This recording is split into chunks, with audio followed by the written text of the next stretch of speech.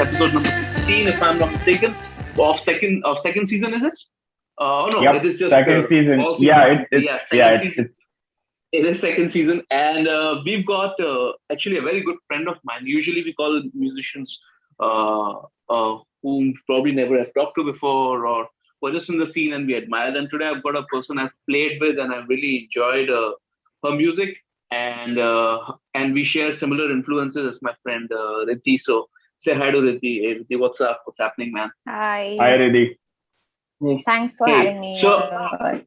no, thanks for coming along, man. And one of the reasons I wanted to get you on the podcast is obviously because it's very easy for me to talk to you about music because obviously we have very similar influences, and that's where I want to start out with. Because growing up in Bombay, if you sort of are in the scene, so to speak, whatever little of the scene that we have, you're either like sort of into hip hop, or a lot of people are into either punk or rock and roll. But you and I sort of Yeah. bonded over our love for trip hop music, Yeah. the Bristol sound, Portishead and the Massive Attack and Tricky and all sorts of stuff like that. So that is how I came to know you, and you're probably the only singer around, at least in the circle I know, who actually sings that kind of stuff. So tell me more, talk to me about that actually, because that's very interesting to me. So, fun fact, I didn't know I used to listen to trip hop. I mean, I didn't know the name of Yeah. the genre until I met you. Yeah. So, I used to listen to a lot of Portishead. I've listened to Massive Attack before I met you. After we met, I've been listening to a lot of Melissa Kaplan. Uh, I think My Brightest Diamond. Haven't heard them for a long time, but I Oh, think love that's them. what the band is called. Yeah. Yeah. So I used to actually, in the 90s with my bro, we would kind of sing along with those, pop icons, Michael Hmm. Jackson, and then Right. came Linkin Park, and then I listened to Evanescence. I mean, thanks to my brother for that. But that's when I knew that, this is home. I mean, this is what I want to listen to. This is what I want to sing. And eventually then, the whole band thing started. I never knew that I could sing. I loved singing, but then I met a couple of people in college. So there's this band which found me on Orkut because I had an Amy Lee DP, and they asked me if I sing, and I met them, and that band disbanded in like 2 months. We What never was it jammed. called? I mean, we never did a show. Oh, okay. Urban Nomads. We should So That's a we very should, that's a very mid 2000s name. but we yeah, should totally and look them then up. Yeah, like if there are any members yeah. like still playing around Uh, or so I am playing with one of the members now. okay. Finally, we never performed back then. But the drummer of that band actually introduced me to Sour Times by Portishead, and then I downloaded all their songs on LimeWire, Yeah, Nice. and good old Empire. Nice. yeah, You were listening to and Portishead way before it was cool to listen to Portishead in India. is it cool now? Nah, I don't think. It's still it's still not cool. No, it was Yeah, never cool I actually. mean, Yeah. so I was listening to Dummy, and I think it's a 90s album. I don't remember songs Early album wise, 1992, but 1993. Yeah. yeah. And if you heard Stranger Things, the soundtrack, you would actually know where that is coming from. I mean, Hmm. you heard the rip, you've sung the rip, and that Yeah, music was so futuristic, maybe because Stranger Things is like a fiction yeah, series, and I mean yeah. it's timeless. You can't really say that this song belongs to a certain decade. So Correct. that was like Portishead. I'm still discovering, honestly. Yeah. Right. And yeah, and then like since 2012 we've been planning to jam, but we've never really jammed. There's something very interesting about Portishead. The fact that the three of us can actually sit back and talk about it right now, and like some of us can actually talk about Portishead for hours and hours and hours. Uh, Despite the fact that they've only had three albums so Yeah, far, they've got yeah, like an album called Dummy, which Riddhi is referring to right now. There's another album called Portishead self titled album, and third one is yeah. called Third. They just called an album Third. and they didn't give a shit about anything else. So over the course of last 30 years, they only released 3 albums, and the 3 pieces of work have become so iconic that they just you can write like small diaries about them, and just like describing their music. And I know what she's saying when she says it sounds so futuristic. It sounds very noir, but it also sounds very futuristic at the same time, which is just so crazy. It's like a very crazy thing only they could have pulled off, which is just so admirable for me musically. And they're the only band I've ever seen Radiohead cover, which is again like just something very crazy for me. Yeah, and So, they do it all live. I mean, you think that everything is behind a screen, but then they also do it live. yeah, That's something. yeah. I mean, there's a whole show that they put out live in Roseland, which is Portishead basically singing with a large orchestra, and Yeah. every song, apart from like the most bare bones instruments, which is like a turntable, the drums and the guitar, and Beth Gibbons on vocals. Apart from that, they've got a whole symphony around with them. This is like in the mid '90s or something, and it sounds like every song sort of gets this epic proportions, and every song sounds like a Bond theme of sorts. And I was just so blown away. It was one of the first concerts that I saw on YouTube, and it just completely blew me away. And from that, it would actually be a good idea to sort of go into another place, which is like I see when you sing, you seem to be drawing a lot of motifs from people like Beth Gibbons, especially, and that girl, I don't know her name, from Hooverphonic, another. So I do see you picking up ideas from there and sort of incorporating that in your music, right? So I don't know when that happens, honestly. When we made Endless Loop, I didn't know how that happened. I mean, it was like a 5 minute thing, and I just loved what the output was. And come to think of it, I've always wanted to do my originals. Like since maybe 2010, it took me a decade to actually come up with something that I like and which I was ready to share. So I think I was just building my database, like for 20 years, and now Like a I feel database like of vocal ideas. of music, yeah, in general. But definitely a lot of subconscious absorption has happened, and maybe that comes out when I try to give melodies and even words actually to songs. So And why do you think it took you like 10 years to go from sort of deciding that you want to do your own music to actually having the, so to speak, the courage? Maybe that's not the right word, but No, maybe sort of that is the having right word. sort of doing that. Like, why do you think it took you that long? Because I've heard Endless Loop, and I've heard you sing before that also for like almost 6 or 7 years. And I was always like, okay, she sings so well. He needs to put out more of her stuff. And you know that I've kept saying it to you, saying yeah. So why do you think it took so long? Because other people usually it seems that they look at talent and they're like, huh, I really like what she's doing. But it seems a lot of times the artists themselves don't think that it's ready. Yeah, They are ready to put yeah. out stuff. Why is So that I though? mean, you're your biggest critique, right? That's the reason why. yeah, And when you listen to stuff that is so good, like Incubus, Portishead, and Evanescence, all your influences, you're always trying to match that level. And yeah, one more thing that probably inhibited me was also the fact that we always listen to studio versions and get impressed. We, like, before YouTube was a thing, we would always try to match that perfection. And yeah, honestly, like, whenever I've performed live, I've never had great equipment. Like, maybe uh, in the last 4 5 years, maybe. But even in jam rooms, there was a standard SM58, I think, and I would have to yell into it, and I would go off pitch. Like, how Portishead's, I mean, Beth Gibbons sings. She's like in her It's own almost world, and yeah, whispering sometimes. yeah, yeah, and, and and I and would she never actually be. sings very softly also, right?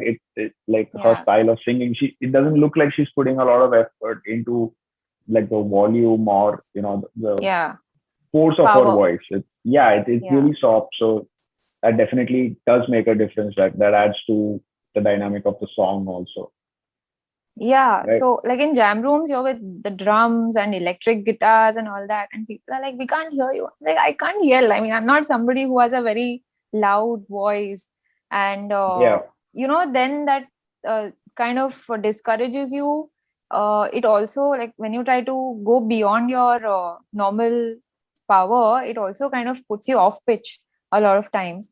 And then again, you start comparing with those studio versions. You don't really watch the live versions, where I've seen so many versions of live concerts of Amy Lee where her voice cracks and it still sounds beautiful. I mean, there's absolutely Yeah. nothing wrong with it. And then Yeah. there's a point when you just stop chasing that perfection, as a vocalist. And Right. I just like the vocals that I do to be raw. I mean, I wouldn't like them to be Yeah. auto-tuned. I'm okay with one or two notes going here and there. And Yeah. I mean, I work with a couple of producers who will look at that scale, which they have on the screen. They're like, off, off, off while I'm singing. And I'm like, dude, I'm not a machine. And Yeah. frequencies will go here and there. They will waver, but then I'm losing the feel. So Yeah. yeah, it could be that, chasing perfection that kind of inhibited me. But and also the fact that I care too much about what people think about my music. But I think I think that's predominantly like everyone. I think to some extent. I think I was, like, I like how you care so much about the music, because every time somebody tells me that, they're not sure how they're singing live and all that, and because a lot of people do think like that, including myself, whenever little I can get a chance to sing, Riddhi and other people, but I'm like, okay, but Anthony Kiedis doesn't give a shit. And I think everybody should have that sort of confidence on stage where you can just eat up the words, eat up the lyrics, go breathless, and just still be like, just sort of hanging out on the stage like you're the god of the world. But And there is something to be said about that. There's no, something but to be said about that confidence. but there's this thing about also like having the right energies, right? Since you brought up the topic of the Red Hot Chili Peppers, like a lot of times people think that, you know, like Anthony Kiedis doesn't know what he's doing or he doesn't really care. But I No, genuinely feel it's like the energy of the band. Like they're just so in the moment, in the process, at that given point, that even if they're, like making mistakes or they're falling off stage or whatever, they just don't have the capacity to like worry about themselves. Like they're just so yeah. in the process. And I think that is also like a skill and a kind of training that you have to do, where you're just and like, I'm just, also, even if you like just move, people will cheer for you, right? When you're that kind of a band, you don't have to Yeah. really, yeah, you yeah, don't have to prove yourself at that stage. yeah, Whereas maybe, I'll go on stage, even if I love my songs, I'll still be playing to a very, very different audience every time. And, right. I'll look at the response maybe in the first 5 seconds. And I don't know, maybe that's the thing that inhibits people from Have Yeah, you making tried more that? music. Have you tried I've this technique read, that Jim Morrison used to do? Where basically he would his back would face the crowd, and he would basically be looking at the drummer and sing, so that he didn't really have to bother about what the reaction of the but crowd that was. but that is also because like he was stoned out of his mind. Sometimes he would confuse the front of the stage with the back of the stage, and like there are concerts of Jim Morrison where he's just passed out, like he's just fallen on the Yeah, stage, like, and the band just continues, and then people think that's cool, but the guy's literally out of his mind. But coming back to what Riddhi was talking about, and going forward, like I'd like to know a little bit about like Riddhi's track, which was Endless Loop, which released in the middle of the pandemic, if I'm not wrong, like sometime March last Yeah, year. in September 2020. Okay, yeah, September, yeah. And then because the song again is we link it in the description for people who haven't heard it, but it's it's gorgeous. Yeah, it's a very interesting kind of mix of genres, right? Like you couldn't call it electronic, you couldn't call it trip hop per se. Like you can sense that there's a lot of different influences involved in that. So could you like just Yeah. give us like a little sneak into like what was the idea behind the song and how it came about? Yeah. So Endless Loop was 90% Pritish. He's a producer. I mean, he's the one who sent me the track with 5%, no, maybe 9% the series Dark by Netflix, and Okay. 1% me. So I had I had this instrumental with me from a long time, and I was just Right. taking my time to work on it because I didn't want to ruin it. I loved it so Right. much. And it also had, I don't know what uh, the progression and all is. Honestly, I haven't even asked Ritesh, but it kind of, it was exactly the kind of music that I wanted to do. And Okay. one fine day, I was hungover from Dark completely. Like, I binge watched it uh, within a month, like all three seasons. And anyone, Right. I mean, if you watched it, you know how heavy it is. Yeah. You And recommended it like a bunch of times to me, and no, it's a great, great, great show. yeah. I don't think we're ever going to have a show like that, unless, of course, the writer's new show 1899 will probably do better. The ship show, But right? Yeah, yeah, yeah. yeah. So I don't know. I was just sitting in this one place listening to this song on loop, and I just started recording on my iPad and made one track. And then I thought maybe I can add layers. I added another track and I listened to it and I loved it. And I sent it across to Pritish, and he's like, "Yeah, this is exactly how it's supposed to be." And influences, I honestly don't know. I felt that it was a lot of gothic, Hmm. a lot of dark, mysterious stuff that I was thinking about. I was like obviously influenced by dark, Yeah. uh, and yeah, I mean that's about it. So It just Surprisingly, happened. surprisingly, a lot of people who have come on this podcast have talked about the visual nature of their music. Like a lot of them have like either an image or a picture or an idea, which is sort of go by, and like a lot of them are like really influenced by how will it turn out if it was music for a film or it was related to a show or something like that. Even the episode that we did right before this was again something like that. So it seems to be coming up again and again and again. Now that you say dark was also like an instrumental uh, factor in bringing the song about. I mean, it sort of takes the theory forward that a lot of people are getting influenced by great shows and great movies to sort of write their own music around it, like almost like writing a fictional soundtrack to a show. Yeah. So visually, I think I got my words from dark. Like, when hmm. I started singing, I was just rambling, and I never even changed the lyrics. Like, I just kept what I sang on that trial that day. And Right. for me, I mean, songwriting begins after I hear something.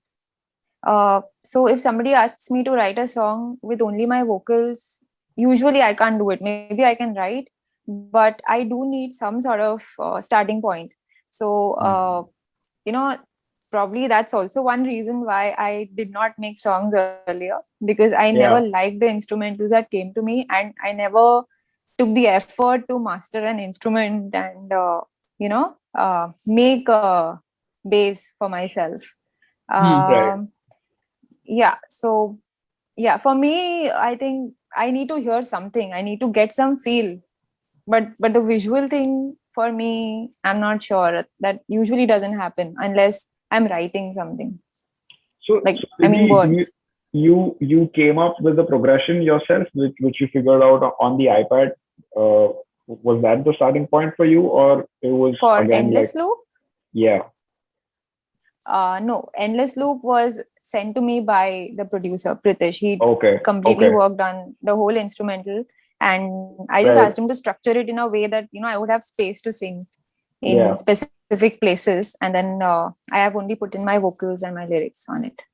So Ritesh is the one alternatively, who go on. sorry, yeah, I think I'll just continue. Yeah. So are you also do you also dabble with making music on some instruments, or it's mostly that you'd like to sing over tracks and kind of add that composition nature to tracks? No, I've been trying, and I have come up with a song like that. I mean, just messing Okay, around on the iPad, yeah.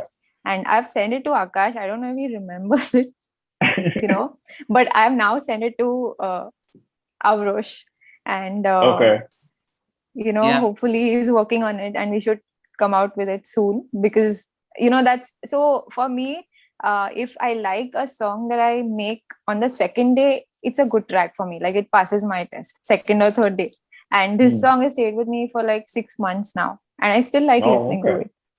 Right. So Because maybe it'll turn out to be a good track. yeah, the reason I asked is because uh, so many people I come across that are, figuring out playing instruments not in the traditional sense of picking up a physical instrument, but dabbling with, software and MIDI instruments and even, I mean, there's so many people who are not actual musicians and again playing the physical instrument, but their nature of structuring songs and composing and layering is like far ahead to what a seasoned musician would do with software. So I was just curious on that side. But yeah, Akash, you were saying Yeah, something? No. I'm just there's another thing.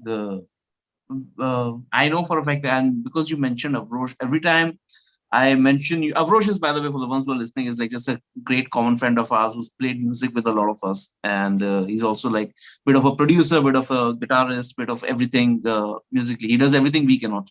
So that's there. Last time I was talking to him, he told me something very interesting. He's like, Riddhi is morphing more and more into Melissa Kaplan, and I've never seen anybody study Melissa Kaplan like that. And again, once for the ones who don't know who Melissa Kaplan is, probably my favorite musician of all time, I would say, because of her overall. She used to sing for a band called Splashdown. If you guys are into obscure 90s electronic rock, totally look it up. It's the greatest band you've never heard. And now she runs a project called Universal Hall Pass, which is again like this super cool electronic ethno band, which you don't know, but like where the music is being influenced by, like the vocals are influenced by Turkish sounds and Bulgarian sounds and Indian sounds, but the instrumentation is electronic and DJ. And of all the people I know, Riddhi is one of those people who's actually studied Melissa Kaplan. Like it seems to me that she's actually gone and sort of picked up like pieces of how Melissa constructs something. And I just wanted to sort of touch upon that and sort of discuss that with you, Riddhi. Like, are you still in awe of Melissa Kaplan? Because this is just more of like a fanboying thing for me also. uh, no, I haven't reverse engineered any of Melissa Kaplan's songs. Uh, I honestly love layering mainly because Emily does it a lot. And I'm very, very curious about the vocal effects that she uses. And Melissa Kaplan is also a league apart when it comes to that. Yeah. And of course, what I really love about Melissa Kaplan is her melodies.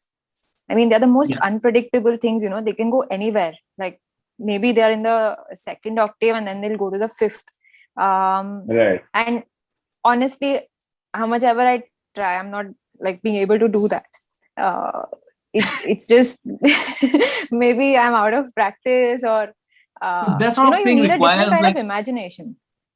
yeah, it also requires Yeah, like I a think I think that was beautifully put. Like most of the cool stuff just falls down to imagination and just like the curiosity of doing something that no one's thought of doing before, rather than the other hype of, oh, I would never do something like she did or he did. So I think that was a super cool yeah. I mean, way to think of it.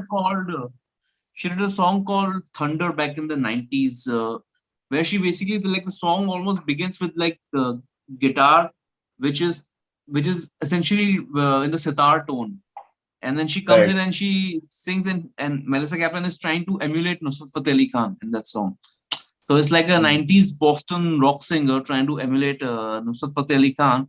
And that's pretty much all she does throughout the song. And it just gives it like this otherworldly sense that, okay, I haven't heard this. I have heard rock music and I have heard ethnic music, obviously, which is in fancy way of calling our music. But I haven't really heard something which crosses between so beautifully and it's so wild. And yeah, I just remember being completely awestruck by that sort of music and being like, okay, how does somebody come up with something like that? Which is just very crazy for me. So yeah. Yeah, it's also about taking a lot of risks, right? I mean, so initially, like when I started putting up stuff on social media, not until 2017 did I have the confidence to do that. I mean, even among my own friends. And, Mm. as time went by, I realized that I should probably limit what social media responses are to my music because they're like a direct feedback mechanism. and I really wanted to cut that off. And the day I've been able to do that is, when I've been really working on my originals, I've been happy with what I've been creating, and it's been Yeah. consistent. And I always remember this rule of third, where there are 33% people have already like decided that they're going to hate your music. Maybe Yeah, I another saw something 20, 30. very Yeah. recently that happened. Somebody sort of had like a very somebody had like something really stupid to say about the song that you put up. I am really curious to know. I read that thing. I remember seeing something like that, and you telling me that it's in relation to what you put up. And I was like, why would somebody type like 5 paragraphs just because they, according to them, they don't like a certain piece of music and how it's been interpreted? So, what was that all about? So it was just about somebody else's opinion about a cover that I did. But then also giving a lot of unsolicited advice, Right. which was okay. I mean, I justified my stand and What all was it like? that. Which song was this? This was Plush by Stone Temple Pilots, Yeah. which you did an interpretation of, Yeah. right? And I thought it Yeah. was Yeah. like really well done. I remember seeing that. I actually loved that. The Yeah, Stone Temple Pilot cover. yeah, That was insane. Like yeah. Thank you. I need to go and check back if that comment is still there and be like, what the hell are you No, talking about? that comment is not there on my page. The irony is that this person actually shared my cover and said, "Go, well done," and Oh tagged me shit. into it. And when I thanked him for it, he went on and on with some advice that I didn't agree with. And I said Oh that, god. maybe, you have a different opinion than You I just do about a cover. you just got incepted, I think, in like a bad way. Yeah.